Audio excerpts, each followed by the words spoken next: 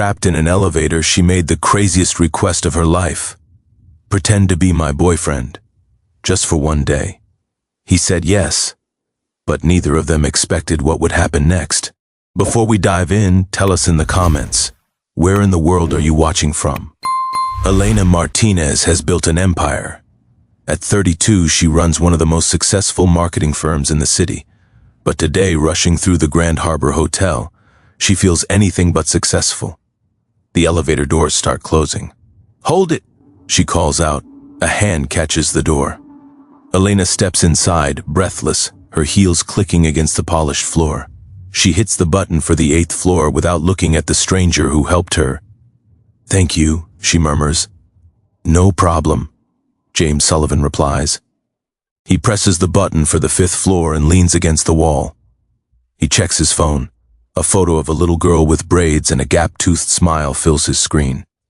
His daughter Mia is back home with his sister, probably eating cookies and avoiding bedtime.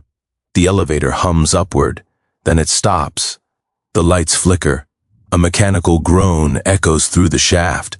The car jolts and goes still. Elena's composure cracks. "You've got to be kidding me." She jabs the emergency button.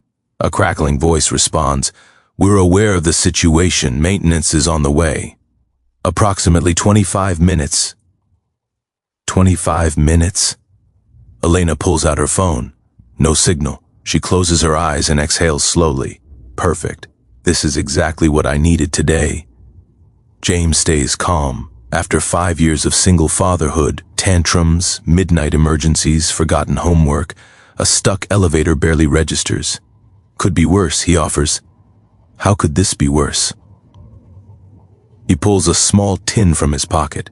Could be stuck with someone who doesn't have mints. Despite herself, Elena almost smiles. She takes a mint. Silence settles between them.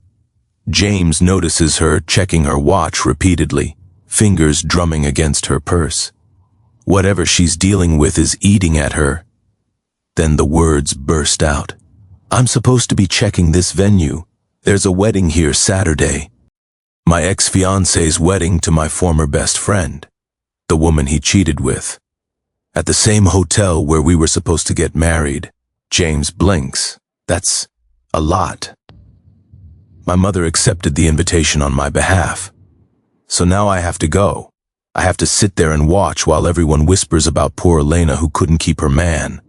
She stops abruptly, pressing her fingers to her temples. "I'm sorry.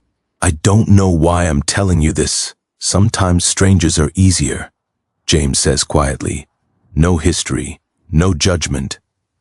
She looks at him then, really looks at him.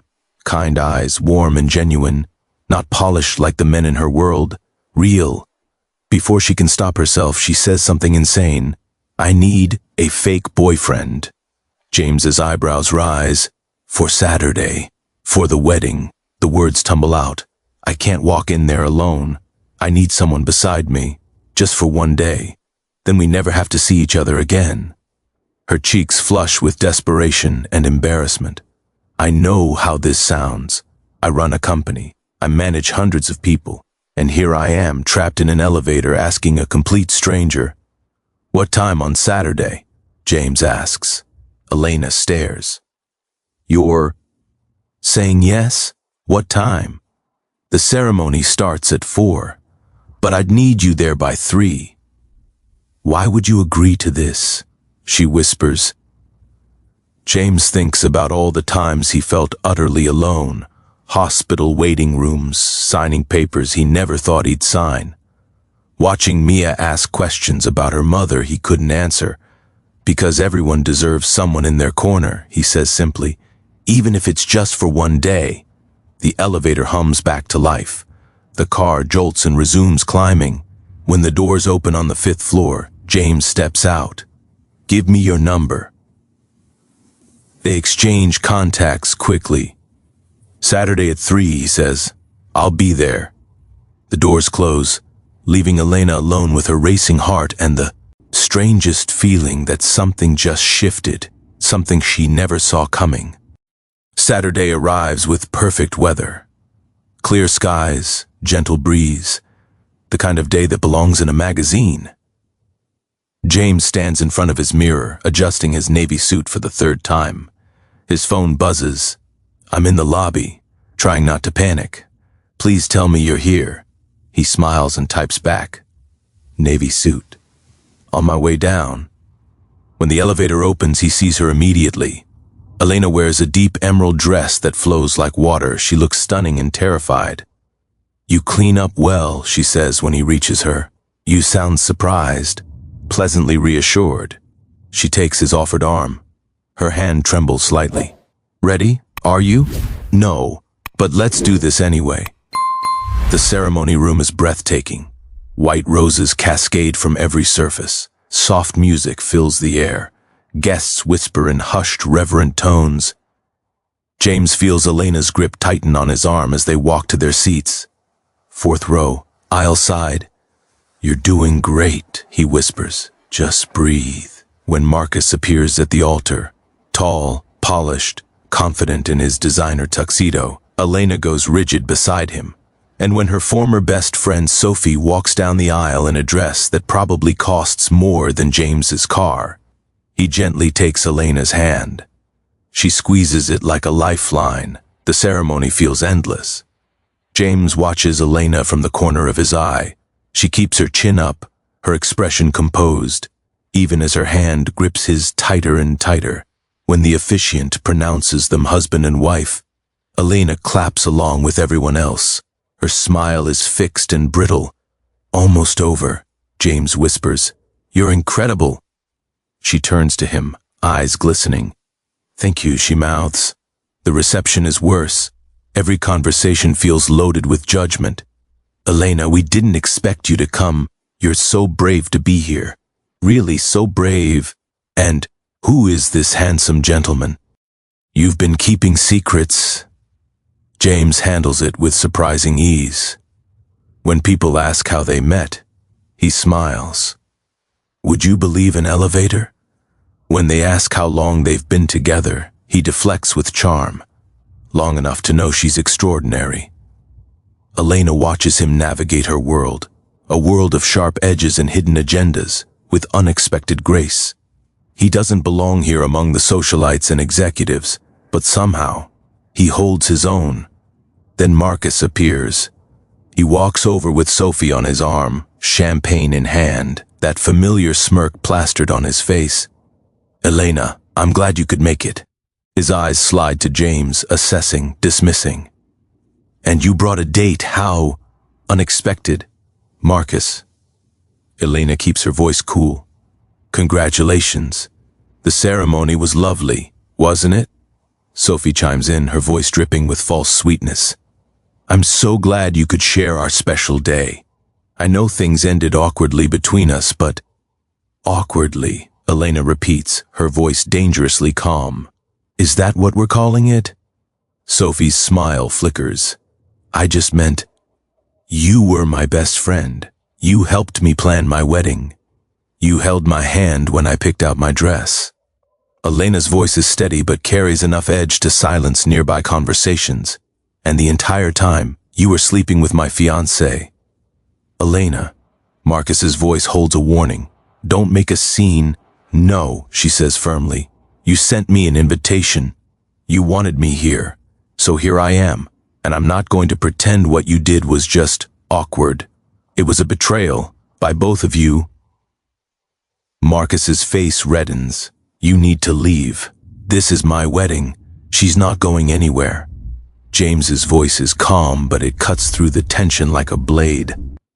Marcus turns to him, sneering. Excuse me, who do you think you are?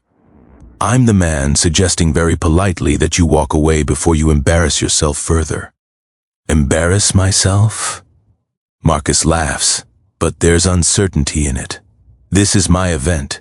You're nothing but some random guy she dragged here to save face.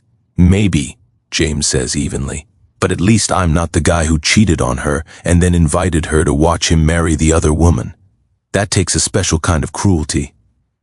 He pauses. Or maybe just insecurity. Marcus's jaw tightens. For a moment it looks like he might say something ugly. But Sophie tugs at his arm, her face pale.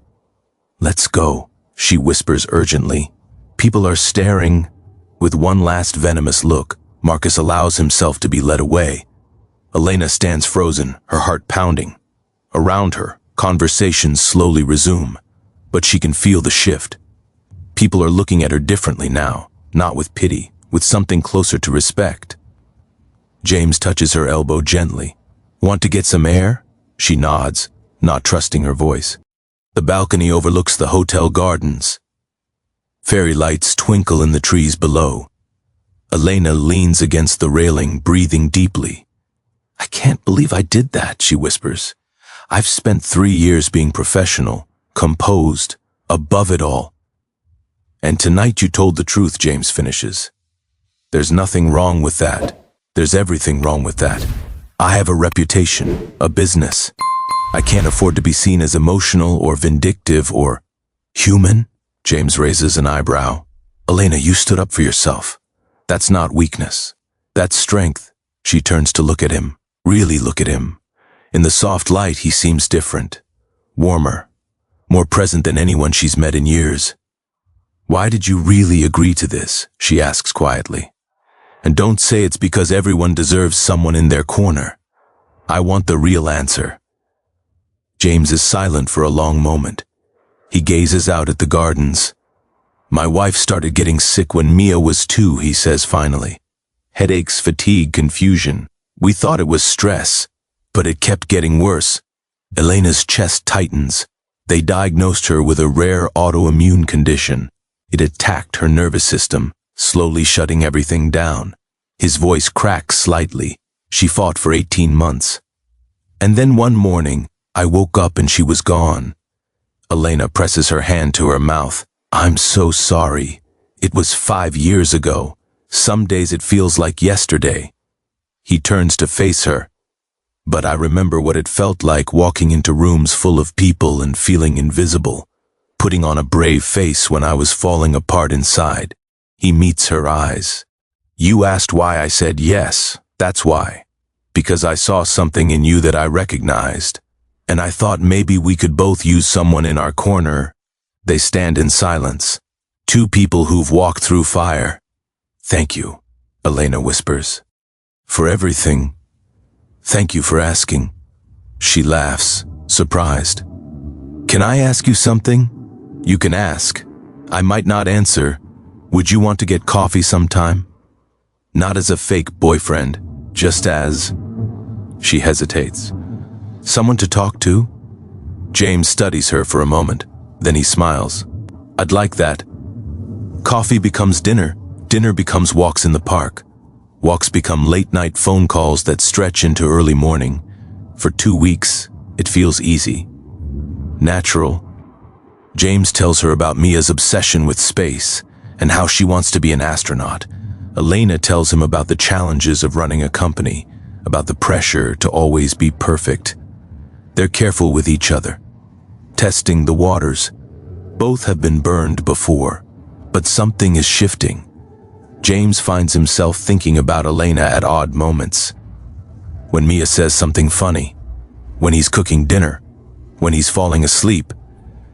Elena catches herself checking her phone constantly, waiting for his texts, smiling when his name appears. 3 weeks in, they're walking through Riverside Park after dinner. Mia asked about you today, James says suddenly. Elena's heart skips. She did? I mentioned I've been seeing someone. She wanted to know if you like space. That's the vetting question? That's the vetting question. James stops walking and turns to face her. She wants to meet you. The words hang in the air. I know it's fast, it's complicated, and I need to be careful because if she gets attached and this doesn't work out. He trails off. But I also can't keep you separate forever. You're becoming a big part of my life, and she's everything to me. So eventually those worlds have to meet. Elena feels panic flutter in her chest. She hasn't been around kids much. She doesn't know how to talk to them. What if Mia hates her? What if she says the wrong thing? Hey, James touches her arm gently. What's going on in that head? I don't know how to do this, she admits. Kids, families. I've spent my whole life focused on work, on success. What if I'm not good at the other stuff? You don't have to be good at it. You just have to be yourself. He smiles. That's who I fell for. The word fell hangs between them, an acknowledgement neither has said out loud until now. Okay, Elena says quietly. I'd love to meet her. But then James pulls back. It starts subtly. Texts take longer to answer. Phone calls become shorter, more distracted. Plans get rescheduled because of work, or Mia, or some reason that feels too convenient. Elena notices. And it hurts in a way she didn't expect. Finally, she can't take it anymore. She shows up at his apartment on a Thursday evening. James answers the door, surprise on his face. Elena, hey, we need to talk. James steps aside, letting Elena in. Mia is already asleep. The apartment is quiet except for the hum of the air conditioning. What's going on? Elena asks, her voice more vulnerable than she intended. You've been distant for the past week. Did I do something wrong? You didn't do anything wrong, James says quickly. He runs a hand through his hair, looking exhausted. I'm scared. Of what? Of this. He gestures between them. Of how much I'm starting to care about you. Of what happens if I introduce you to Mia and she gets attached and then it doesn't work out. His voice breaks. She's already lost her mother. I can't let her lose someone else. You think you're the only one who's scared? Elena's voice rises despite herself. I've spent 3 years building walls so high that no one could hurt me again. And then you showed up with your kind eyes and your daughter who likes space. And suddenly those walls don't feel safe anymore. They just feel lonely. She takes a shaky breath. I don't know how to do this either, James. I don't know how to be in a relationship that isn't about power and control. I don't know how to be vulnerable without feeling like I'm going to break. But I'm trying. Because you're worth it. Because this is worth it. James stares at her, something shifting in his expression. I don't want to lose you. Then we figure it out together, Elena says. We go slow. We communicate. We don't run away just because it's scary. James is quiet for a long moment. Then he nods. Okay. Together. 2 weeks later, Elena stands outside James's apartment, heart pounding. She holds a gift bag with a book inside, the complete guide to our solar system. Mia approved, according to James. The door opens. Mia stands there, all braids and curious eyes, wearing a t-shirt with planets on it. Are you Elena? She asks. I am. Are you Mia? Uh-huh. Daddy says you don't know much about space. Elena kneels down to Mia's level. That's true. I was hoping you could teach me. Mia's eyes light up. Really? Really? I brought you something. She holds out the book. Mia gasps and clutches it to her chest like treasure. This is the best book ever! Daddy, look! James appears in the doorway, smiling. I see. What do you say? Thank you!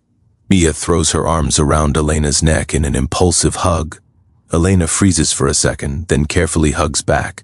When she looks up, James is watching them with an expression she can't quite read. Come on, Mia says, grabbing Elena's hand. I want to show you my telescope. Lunch is chaotic and wonderful. Mia talks non-stop about planets and stars and black holes. Elena listens, asks questions, laughs at Mia's jokes even when they don't quite make sense. James watches from the kitchen, something warm settling in his chest. This could be his life. This could be their life. 6 months pass. 6 months of family dinners and movie nights and art projects. 6 months of Elena learning how to braid hair and James teaching her Mia's favorite recipes. 6 months of building something real. It isn't always easy. There are hard conversations about boundaries. Moments when old fears creep in. Nights when James worries he's being selfish. When Elena worries she isn't enough. But they figure it out together. One Saturday afternoon, James brings Elena back to Riverside Park, the place where they had their first real date. Why are we here? Elena asks, noticing James's nervous energy. I wanted to show you something. They walk to their favorite bench. Mia is waiting there, wearing her best dress and holding a poster board. She's bouncing with barely contained excitement. Elena's heart starts racing. James turns to face her, taking both her hands. 6 months ago, I brought you here thinking it would just be coffee. I didn't know you'd become the person I think about when I wake up. The person who makes Mia laugh until she snorts. The person who fits into our lives like you were always meant to be there. He drops to one knee. Mia flips her poster board around.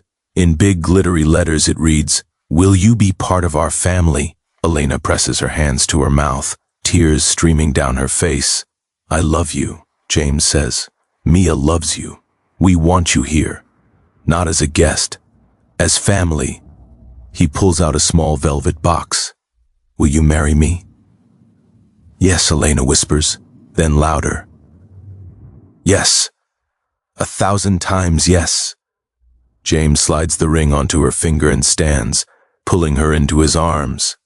Mia squeals and throws herself at them, the poster board falling to the ground. They stand there, the three of them, holding each other as golden light filters through the trees. "I love you," Elena whispers to James. Then she looks down at Mia. "Both of you." Mia grins up at her. "Can I call you Mom now?" Elena's breath catches. She looks at James, who nods encouragingly. "If you want to, but only if it feels right." Mia thinks for a moment, then nods decisively. "It feels right." James pulls them both close, his heart so full it might burst.